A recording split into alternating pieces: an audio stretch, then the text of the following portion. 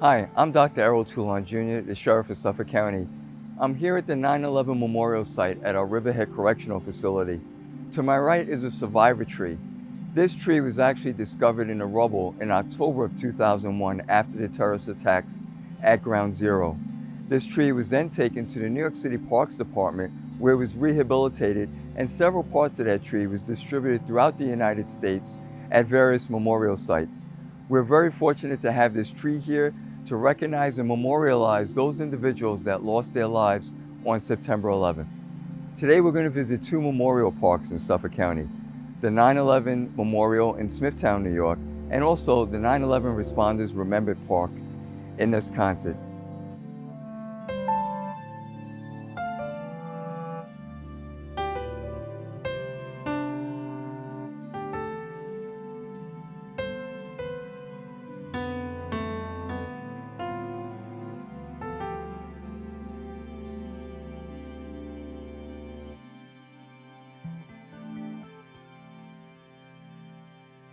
Today I'm here with John Field, president of the Feel Good Foundation at the 9/11 Responders Remembered Park in Wisconsin, New York. I'm very happy to speak to John about his tenacity, his forthrightness, and really advocating for 9/11 responders and their medical needs in Congress and even up to the White House. Great to see you, John. Thank you. I appreciate that. Thank you. Thank you. So tell us, first of all, where were you on September 11th? I was in a job in Nanuet, New York, listening to it unfold over the radio.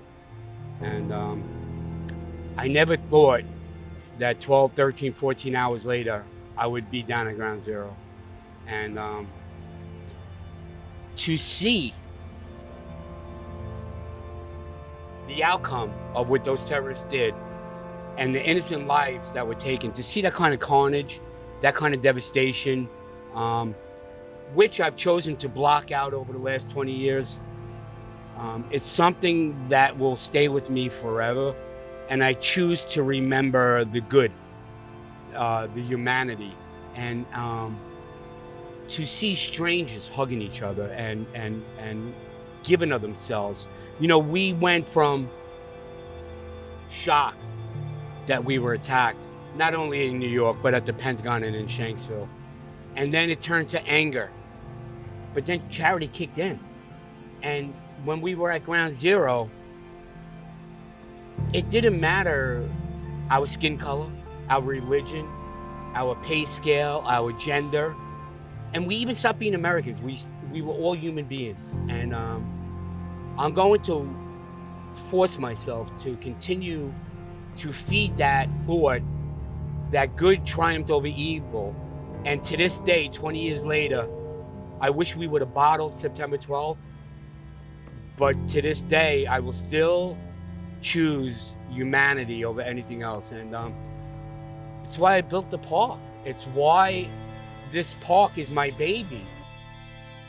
I'm going to be remembered for being a pain in the butt and my advocacy and helping pass 13 pieces of legislation. And then the philanthropy and donating $8 million and a kidney. But this is something tangible here. This is something I leave behind that has my fingerprints all over it. But for many people, 9/11 hasn't ended. It's the longest day in the history of days, and my heart bleeds for them. It took a lot of good people to ensure that we are here today, and this park is standing tall and serving the 9/11 community. You know, when I had this vision to build this park, I said we would be emulated by others. These parks now, these memorials, are now popping up on Long Island or in New York State or around the country, dedicated to those who have died since 9/11. All of these people on this wall, many of them died on 9/11, but they went home. They left the pieces of themselves there. Those days and weeks and months that followed. And then they finally succumbed to a 9/11 related illness. And, you know, we have a mounting and a daunting task to ensure that the 9/11 community, that their story is told. And you know, and I thank you from the beginning because you were here for that. You know, you were the standard bearer. You know, even though I had that title of president, Yeah. nothing would have gotten done Yeah.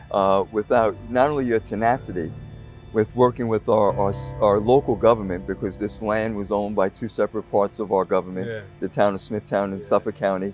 The building of the wall, ensuring that we had a clock. You had that vision, and so this is the first wall, in our country like Yeah. this. Like, where did that vision come from? Everything I do is guided by my mother's passing and her final words. And she said, "You got help, right?" And I said, "Yeah." Now make sure others get help. So, yeah, the Feel Good Foundation, or John Feel, we helped you get workman's comp. We helped you get Social Security or your pension. Then we got bills passed in Albany and DC to help them with other, get free health care or compensated for their illnesses. But we didn't save anybody's lives where we could really help them 100% of the way. I wanted more. I wanted more to give back. I'm blessed. I'm lucky. I spent 11 weeks in the hospital with gangrene. I almost died, and I'm given a second chance. This is part of my second chance. That's my motivation.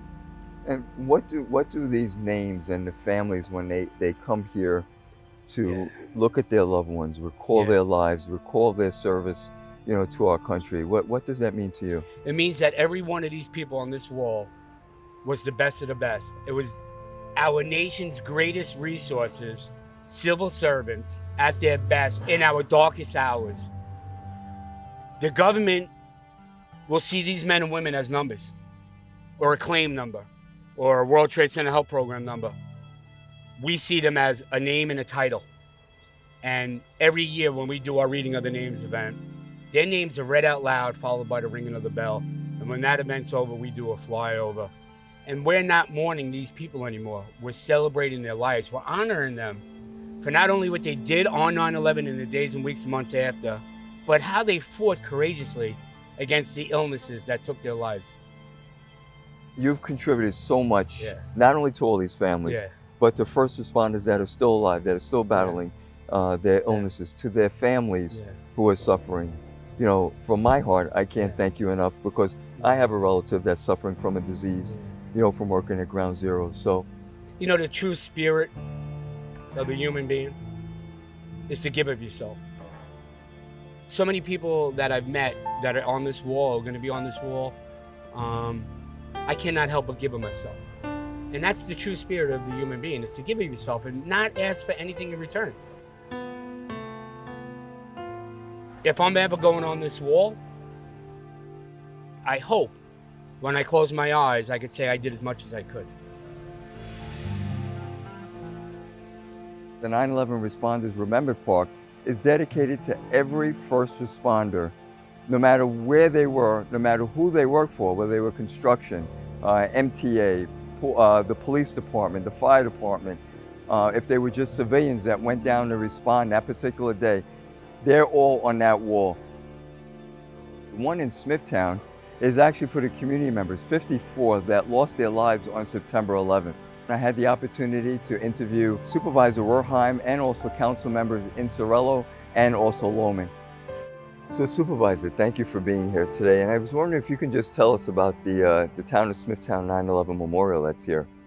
Sure, absolutely. Well, first of all, Sheriff, welcome to Smithtown. It's always great to see you. Thank you. So let's start from the beginning. This at one time was just a vacant piece of property, and it was dedicated by the Schechter family, who had their law offices right here in this building. Okay.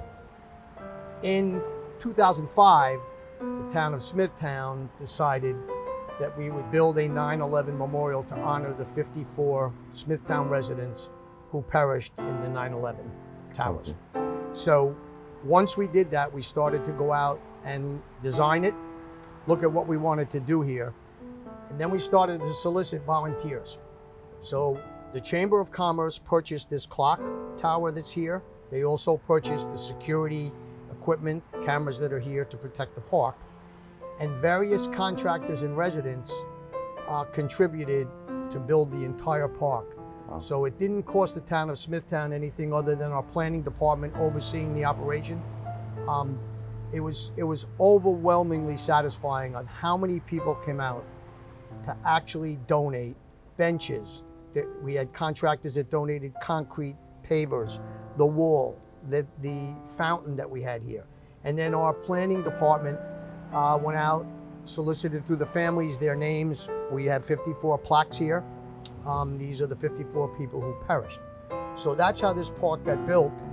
We have some pieces of steel up here on this showcase right here that actually came from the towers. Okay. Of course, Smithtown, town of Smithtown is extremely proud of this. The families they stop here frequently to honor their relatives that perished. And every September 11th, we, the town of Smithtown, has a ceremony here. And when we have this ceremony, Sheriff, what we do, we've decided it's strictly a prayer service. We have clergy here. Okay. We have family here. We have first responders here. And there are no political speeches. It isn't about anything but the 54 people who perished, their families, and first responders. And we keep to that method every September 11th. And Smithtown will do that ceremony. As long as I'm in office, we will always have it. So Councilwoman Inzarello, thank you very much for being here today. Oh, you're welcome. You know, as we approach the 20th anniversary, I was wondering, what do you think that we should really implore with adults, and especially our young kids that, you know, were either not born or very, very small, you know, when that tragic event occurred? My husband was a firefighter that was lost on 9/11, and I do have a son that, you know, lost his father when he was 10, so there's a lot of things I had to learn throughout the years for him. It's kind of difficult, in my opinion, to teach the very young. It's really kind of shaky ground, but I do believe it's very important because, unfortunately, terrorism is not going to go away. And I do believe you could just simply explain, because they are going to see it on television, it's inevitable, and to just simply explain these bad people, you know, were in on these planes, and this is what happened to these buildings, and in Washington, and in the air, in Pennsylvania, and very basic explanation, I think, at the very least, because they're going to hear it and see it anyway. I do believe that with that conversation, if they do have questions, they should be able, you can then answer their questions, and not instead of pushing more information. Right. I think that's important as well, rather than feeding too much when they're young. And when they're in middle school and high school, I think it's absolutely important for them to know all the details. I do strongly believe that schools should continue on September 11th to honor that day as Patriot Day, as I like to call it. I think us continuing to try and emphasize what occurred on that day to younger children and the generations to come is extremely important. Absolutely. So Councilman Lohman, first of all, thank you very much for being here today. I was wondering, I know you spent 20 years with the New York City Police Department. I was wondering, what are your recollections on September 11th? I remember September 11th like it was yesterday. It was a beautiful sunny day, blue skies. We were actually preparing to do an operation in Staten Island, and when it came over the radio that a small plane, had flown into the buildings. And shortly thereafter, we got the other radio communication that it was a second plane that had gone into the building. At the time, I was in the homicide squad, so we were assigned down to ground zero, where the towers once were. And I can remember distinctly that next day being assigned down to the West Side Highway and looking to where those towers once stood. And in the beginning days, right after September 11th, it was pretty chaotic. There wasn't a lot of structure because we've never dealt with anything like that in our history. So it took a little time for the city to get its feet underneath them and start to formulate a plan of how we were going to start at the time, which we were hoping for a rescue, which then became a just recovery operation. The people that were in and around the downtown area, I can remember driving to the scene, every day for 30 days, and the support from the community, the residents of New York City, from all over. They came from all over to help. Was very uplifting. It gave you a sense, that we are a United States, right. And that was very uplifting to see. But it was difficult to see the destruction. And it's not lost on me, 2,900 citizens, Right. innocent citizens that were sitting in those towers, arrived for work, maybe reading a paper, having a coffee. 343 firemen, 37 Port Authority police officers, 23 New York City police officers that responded to help, that all perished when those towers came down. And it's something that will forever live in my mind and in my memory.